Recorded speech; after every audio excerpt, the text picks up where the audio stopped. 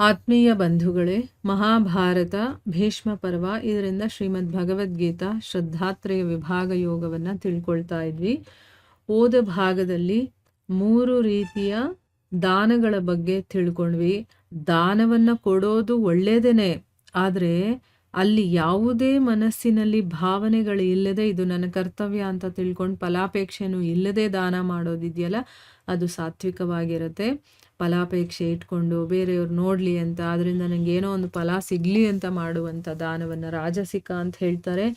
ಮತ್ತು ಯಾರಿಗೆ ಮಾಡಬಾರ್ದೋ ತಿರಸ್ಕಾರದಿಂದ ಅಯ್ಯೋ ನಾನು ಮಾಡಬೇಕಲ್ಲ ಅಂತ ತಿಳ್ಕೊಂಡು ಯಾರಿಗೆ ಕೊಡಬಾರ್ದೋ, ಎಲ್ಲಿ ಕೊಡಬಾರ್ದೋ, ಯಾವಾಗ ಕೊಡಬಾರ್ದೋ ಅದನ್ನೆಲ್ಲ ಯಾವುದನ್ನು ನೋಡದೆ ಕೊಡುವಂಥದ್ದು ಇದೆಯಲ್ಲ, ಅದನ್ನು ತಾಮಸ ದಾನ ಅಂತ ಹೇಳ್ತಾರೆ ಅನ್ನೋದನ್ನು ತಿಳ್ಕೊಂಡ್ವಿ.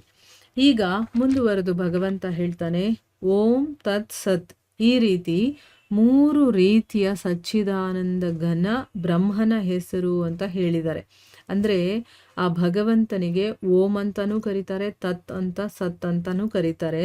ಅವನಿಂದನೇ ಸೃಷ್ಟಿಯ ಆದಿಯ ಕಾಲದಲ್ಲಿ, ಅಂದರೆ ಸೃಷ್ಟಿ ಯಾವಾಗಾಯಿತೋ ಆಗ ಅದರ ಆದಿಯಲ್ಲಿ ಬ್ರಾಹ್ಮಣ ಮತ್ತು ವೇದ ಮತ್ತು ಯಜ್ಞಾದಿಗಳೆಲ್ಲ ರಚನೆಯಾದವು. ಅಂದರೆ ಯಾರನ್ನ ಭಗವಂತ ಅಂತ ಕರೀತಾರೋ, ಓಂ ತತ್ ಸತ್ ಅಂತೆಲ್ಲ ಕರೀತಾರೆ, 3 ರೀತಿ ಅದನ್ನು ಕರೀತಾರೆ. ಅವನಿಂದನೇ ಈ ಸೃಷ್ಟಿಯ ಪ್ರಾರಂಭದಲ್ಲಿ ಆದಿಯಲ್ಲಿ ಬ್ರಾಹ್ಮಣ, ವೇದ ಮತ್ತು ಯಜ್ಞಗಳು ಇದು ಎಲ್ಲ ರಚನೆಯಾದವು. ಅದಕ್ಕೋಸ್ಕರನೇ ವೇದ ಮಂತ್ರಗಳ ಉಚ್ಚಾರಣೆ ಮಾಡುವಂತಹ ಶ್ರೇಷ್ಠ ಪುರುಷರಿರ್ತಾರಲ್ಲ, ಅವರು ಶಾಸ್ತ್ರ ವಿಧಿಗಳಿಂದ ನಿಯತವಾಗಿರುವಂಥದ್ದು. ಶಾಸ್ತ್ರಗಳಲ್ಲಿ ಯಾವ ವಿಧಿವಿಧಾನಗಳನ್ನು ಹೇಳಿದಾರೋ ಅಂಥ ಯಜ್ಞ, ದಾನ, ತಪರೂಪ ಕ್ರಿಯೆಗಳಿದೆಯಲ್ಲ, ಅಂಥ ಕ್ರಿಯೆಗಳನ್ನೆಲ್ಲವನ್ನೂ ಕೂಡ ಸದಾ ಓಂ ಅನ್ನುವಂತಹ ಪರಮಾತ್ಮನ ಹೆಸರನ್ನು ಉಚ್ಚಾರಣೆ ಮಾಡೇ ಆರಂಭವಾಗುತ್ತೆ.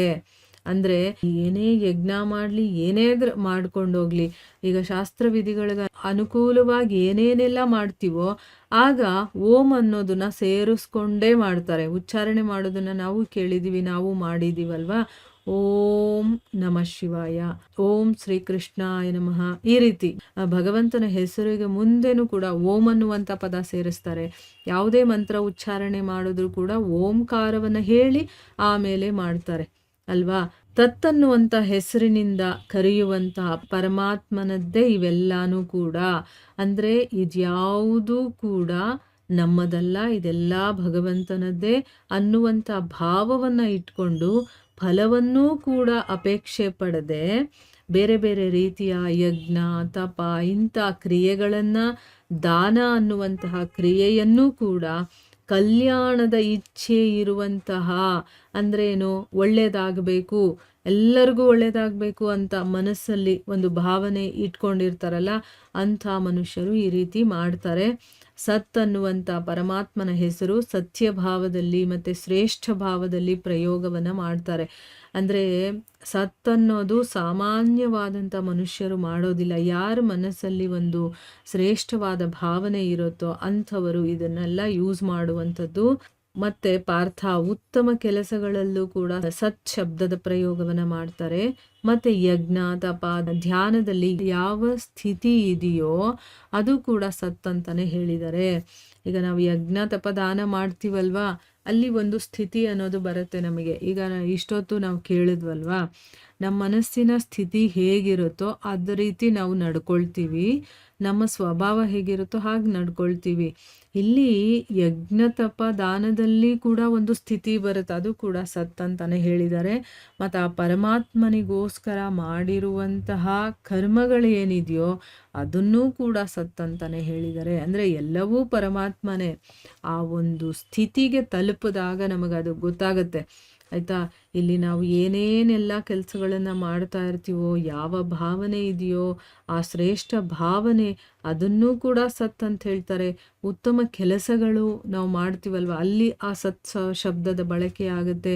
ಯಜ್ಞ, ತಪಸ್ಸು, ದಾನದಲ್ಲಿ ನಮಗೆ ಒಂದು ಸ್ಥಿತಿ ಬರುತ್ತೆ, ಆ ಸ್ಥಿತಿಯನ್ನು ಕೂಡ ಅದು ಕೂಡ ಸತ್ ಅಂತಲೇ ಹೇಳಿದ್ದಾರೆ. ಮತ್ತು ನಾವು ಭಗವಂತನಿಗೋಸ್ಕರ ಮಾಡುವಂಥ ಕೆಲಸ ಇದೆಯಲ್ಲ ಅದನ್ನು ಕೂಡ ಸತ್ ಅಂತಾನೆ ಹೇಳ್ತಾರೆ. ಅರ್ಜುನ ಶ್ರದ್ಧೆನೇ ಇಲ್ಲದೆ ಮಾಡಿರುವಂಥ ಹವನ ಮತ್ತು ಕೊಟ್ಟಿರುವಂಥ ದಾನ, ತಪಿಸಿರುವಂಥ ತಪ, ಮತ್ತು ಯಾವುದೇ ನಾವು ಕೆಲಸ ಮಾಡಿರ್ಬೋದು, ಅಂದರೆ ಅಲ್ಲಿ ಶ್ರದ್ಧೆ ಇಲ್ಲದೆ ನಾವು ಏನಾದರೂ ಕೆಲಸಗಳನ್ನೆಲ್ಲ ಮಾಡಿದರೆ, ತಪಸ್ಸು ಮಾಡಿದರೆ, ದಾನ ಕೊಟ್ಟಿದ್ರೆ, ಹವನಗಳನ್ನು ಮಾಡಿದರೆ ಅದೆಲ್ಲ ಅಸತ್ ಅಂತ ಹೇಳ್ತಾರೆ. ಅದಕ್ಕೋಸ್ಕರನೇ ಈ ಅಸತ್ ಅನ್ನೋದು ಈ ಲೋಕದಲ್ಲೂ ನಮಗೆ ಲಾಭವನ್ನು ಕೊಡೋದಿಲ್ಲ, ಸತ್ ಮೇಲೂ ಕೂಡ ನಮಗೆ ಲಾಭದಾಯಕವಾಗೋದಿಲ್ಲ ಅಂತ ಹೇಳಿದ್ದಾರೆ. ಇಲ್ಲಿ ಸತ್ ಮತ್ತು ಅಸತ್ ಬಗ್ಗೆ ಹೇಳಿರುವಂಥದ್ದು. ಒಳ್ಳೊಳ್ಳೆ ಕ್ರಿಯೆಗಳು ಭಗವಂತನಿಗಾಗಿ ಮಾಡುವಂಥದ್ದು, ಒಳ್ಳೆ ಭಾವನೆ ಇಟ್ಕೊಂಡು ಮಾಡುವಂಥದ್ದು, ಶಾಸ್ತ್ರದಲ್ಲಿ ಏನು ಹೇಳಿದಾರೋ ಅದರ ರೀತಿ ಮಾಡುವಂಥದ್ದು, ಇದನ್ನೆಲ್ಲವನ್ನು ಕೂಡ ಸತ್ ಅಂತ ಹೇಳಿದ್ರೆ ಶ್ರದ್ಧೆನೇ ಇಲ್ಲದೆ ಮಾಡುವಂಥ ಹವನ, ಹೋಮ ಇಂಥದ್ದು ಏನಿದೆಯೋ ಅದು, ಮತ್ತು ಕೆಲಸ ಆಗಿರ್ಬೋದು, ತಪ ಆಗಿರ್ಬೋದು, ಅದೆಲ್ಲ ಅಸತ್ ಅಂತ ಹೇಳ್ತಾರೆ. ಈಗ ನೋಡಿ, ನಾವು ಕೂಡ ಪೂಜೆ ಮಾಡ್ತೀವಿ, ಮನೆಗಳಲ್ಲಿ ಹೋಮ ಹವನಗಳನ್ನು ಮಾಡಿಸ್ತೀವಿ, ಅಲ್ಲಿ ಶ್ರದ್ಧೆನೇ ಇಲ್ಲ ಅಂತಂದರೆ ಅದು ಅಸತ್ ಅಂತ ಅನ್ನಿಸ್ಕೊಳ್ಳುತ್ತೆ. ಸತ್ ಅಂತ ಅನ್ನಿಸ್ಕೊಳ್ಬೇಕು ಅಂತಂದರೆ ನಾವು ಏನೋ ಒಂದು ಚಿಕ್ಕ ಪೂಜೆ ಮಾಡಿದ್ರೂ ಪರವಾಗಿಲ್ಲ, ಚಿಕ್ಕದಾಗಿ ಮಾಡಿದ್ರೂ ಪರವಾಗಿಲ್ಲ, ಅದರಲ್ಲಿ ನಮಗೆ ಕಂಪ್ಲೀಟಾಗಿ ಶ್ರದ್ಧೆ ಇರಬೇಕು, ನಂಬಿಕೆ ಇರಬೇಕು, ವಿಶ್ವಾಸ ಇರಬೇಕು, ಭಕ್ತಿ ಇರಬೇಕು, ಆಗ ಅದನ್ನು ಸತ್ ಅಂತ ಹೇಳೋದು. ಈಗ ದೇವಸ್ಥಾನದಲ್ಲಿ ಒಂದು ಪೂಜೆ ಮಾಡಿಸಿದ್ರು ಕೂಡ ಅಲ್ಲಿ ನಾವು ಶ್ರದ್ಧೆಯಿಂದ ಮಾಡಿಸ್ಬೇಕು, ಭಕ್ತಿಯಿಂದ ಅಲ್ಲಿ ಆ ಭಗವಂತನಿಗೆ ನಮ್ಮನ್ನು ಸಮರ್ಪಣೆ ಮಾಡಿಕೊಂಡು ಆ ಪೂಜೆಯಲ್ಲಿ ನಮ್ಮನ್ನು ನಾವು ತೊಡಗಿಸ್ಕೊಳ್ಬೇಕೇ ಹೊರತು ಅಲ್ಲಿ ಕೂತ್ಕೊಂಡು ಮನಸ್ಸನ್ನು ಇನ್ನೆಲ್ಲೋ ಇಟ್ಕೊಂಡು ಶ್ರದ್ಧೆ ಇಲ್ಲದೆ ಏನೇನೋ ಮಾಡಿಕೊಂಡು ನಾವು ಮಾಡಿದಾಗ ಅದು ಸತ್ತಾಗೋದಿಲ್ಲ, ಅದು ಅಸತ್ತಾಗುತ್ತೆ ಅನ್ನೋದು ನಾವಿಲ್ಲಿ ಅರ್ಥ ಮಾಡ್ಕೋಬೇಕು. ಸೊ ಅದು ನಮಗೆ ಇಲ್ಲೂ ನಮಗೇನೂ ಲಾಭ ಕೊಡೋದಿಲ್ಲ, ನಾವು ಸತ್ ಮೇಲೂ ಕೂಡ ನಮಗೆ ಲಾಭ ಕೊಡೋದಿಲ್ಲ. ನಾವು ಏನೇ ತಪಸ್ಸು ಮಾಡಲಿ, ಜಪ ಮಾಡಲಿ, ಅಥವಾ ಸತ್ಸಂಗದಲ್ಲಿ ಭಾಗಿಯಾಗಲಿ, ಭಗವಂತನ ವಿಚಾರ ಯಾವುದೇ ಆದರೂ ಕೂಡ ಅದು ಶ್ರದ್ಧೆಯಿಂದ ಮಾಡಬೇಕು ಅನ್ನೋದು ಕೂಡ ತುಂಬ ಇಂಪಾರ್ಟೆಂಟ್ ಆಗುತ್ತೆ. ಶ್ರದ್ಧೆನೇ ಇಟ್ಕೊಳ್ದೆ ಏನೋ ಒಂದು ಮಾಡಬೇಕಲ್ಲ ಅಂತ ಮಾಡೋದು, ಅದು ರಾಜಸಿಕ ಆಗುತ್ತೆ ಅಂತ ನಾವು ತಿಳ್ಕೊಂಡಿದ್ದೀವಲ್ವಾ. ಈಗ ನಮಗೆ ಗುಣಗಳು ಮತ್ತು ಬೇರೆ ಬೇರೆ ರೀತಿಯ ತಪಸ್ಸು ಹೇಗಾಗುತ್ತೆ, ಒಂದೊಂದು ಗುಣದಲ್ಲಿ ಇದ್ದಾಗ ನಾವು ಹೇಗೆ ಅದನ್ನು ಮಾಡ್ತೀವಿ, ಮತ್ತು ನಾವು ಅಲ್ಲಿಂದ ಮುಂದಕ್ಕೆ ಹೋಗಬೇಕಾದ್ರೆ ಏನು ಮಾಡಬೇಕು ಅನ್ನೋದು ಕೂಡ ನಾವು ತಿಳ್ಕೊಂಡು ಅದನ್ನು ಚೇಂಜ್ ಮಾಡ್ಕೋಬೇಕು. ಇಲ್ಲ ಅಂತಂದರೆ ನಾವು ಹಾಗೇ ಇರ್ತೀವಿ ಎಷ್ಟು ವರ್ಷ ಆದರೂ ಕೂಡ.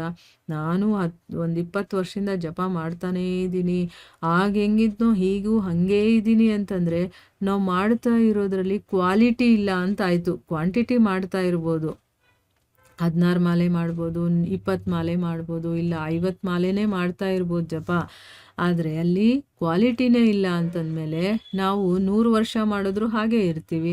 ಅದೇ ನಾವು ಕ್ವಾಲಿಟಿ ಜಪ ಮಾಡಿದ್ರೆ ದಿನಕ್ಕೆ 1 ರೌಂಡ್ ಮಾಡಿದ್ರೂ ಕೂಡ ಅದು ಕ್ವಾಲಿಟಿ ಆಗಿರ್ಬೇಕು. ತುಂಬ ಶ್ರದ್ಧೆಯಿಂದ ಭಗವಂತನ ಸ್ಮರಣೆ ಮಾಡೋದು ಅಂತಂದರೆ ತುಂಬ ಶ್ರೇಷ್ಠವಾಗಿರುವಂಥದ್ದು. ಅದನ್ನು ಮಾಡ್ತಾ ಇದ್ದೀವಿ ಅಂದಾಗ ನಮ್ಮನ್ನು ನಾವು ಆ ನಾಮಕ್ಕೆ ಸಮರ್ಪಣೆ ಮಾಡ್ಕೊಂಡು ಮಾಡಬೇಕು. ಆ ರೀತಿ ಮಾಡಿದಾಗ ಅದು ಕ್ವಾಲಿಟಿ ಜಪ ಆಗುತ್ತೆ. ಅದು ಬೇಗ ನಮ್ಮ ಜೀವನದಲ್ಲಿ ಚೇಂಜಸನ್ನು ತರುತ್ತದು, ಆಯಿತಾ. ನಮಗೆ ಗೊತ್ತಾಗುತ್ತೆ ಇದರಿಂದ ಎಷ್ಟು ಚೇಂಜ್ ಆಗಿದೆ ನನ್ನ ಜೀವನದಲ್ಲಿ ಅಂತ. ಆ ರೀತಿ ನಾವು ಮಾಡಬೇಕು. ಇಲ್ಲಿ ಸತ್ ಮತ್ತು ಅಸತ್ ಬಗ್ಗೆ ಕೂಡ ತುಂಬ ಚೆನ್ನಾಗಿ ಹೇಳಿದ್ದಾರೆ. ಈಗ ನಮ್ಗೆ ಅರ್ಥ ಆಗಿದೆ ಅಂತ ನಾನು ತಿಳ್ಕೊಂಡಿದ್ದೀನಿ. ಸೊ ಇಲ್ಲಿಗೆ ನಾವು ನಿಲ್ಲಿಸೋಣ. ಹರೇ ಕೃಷ್ಣ.